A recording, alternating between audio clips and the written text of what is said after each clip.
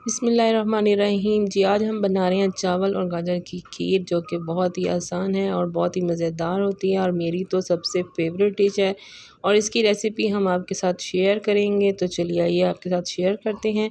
सबसे पहले हमने गाजरें ले ली हैं 3 अदद और अच्छी खासी मोटी ताज़ी, तो उनको हमने इस तरीके से कद्दूकश कर लेना है, बारीक कद्दूकश करना है। चावलों को हमने धो लिया है और भिगो लिया है। 1 प्याली हमने चावल लिए हैं, उनको अच्छे से हमने धो के और भिगो दिया है जी। अब हमने एक पतीला लिया है और उसके अंदर हमने जो गाजरें कद्दूकश की थी ना, उसको उसके अंदर हमने डाल देना है और उसको सारा अंदर डाल के साथ ही हमने इसके अंदर जो चावल हमने भिगो के रखे थे वो भी हमने इसके अंदर शामिल कर देने हैं और हमने इसमें कोई चीज़ ऐड नहीं करनी। इसी में ही हमारे गाजरों का पानी जो है और चावलों का जो है ना वो पानी आएगा, तो और उसी में ये हमारे थोड़े थोड़े गल जाएंगे। और हमने इसमें जो शुगर है वो भी ऐड कर दी है।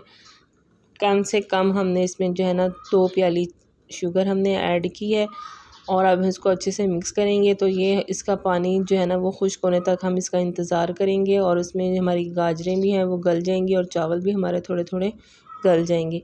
ये देखिए अब हमारा पानी जो है ना उसका निकल रहा है और तकरीबन थोड़ा थोड़ा खुश्क होना शुरू हो चुका है। थोड़ा सा रह गया, तो हम इसको भी अच्छे तरीके से खुश्क करने का इंतज़ार करेंगे।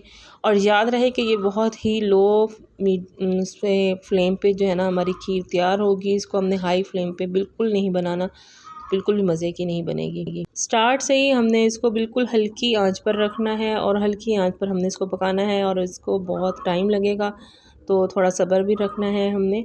अब हमने इसके अंदर मिल्क शामिल किया है और मिल्क मैंने इसके अंदर लेना है 2 लीटर, यानी कि 2 केजी।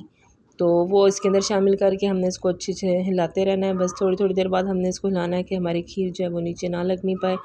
जैसे ही इसके अंदर जो है बबल्स बनना शुरू हो जाएंगे, तो हमारी खीर जो है ना वो बन के तैयार हो जाएगी।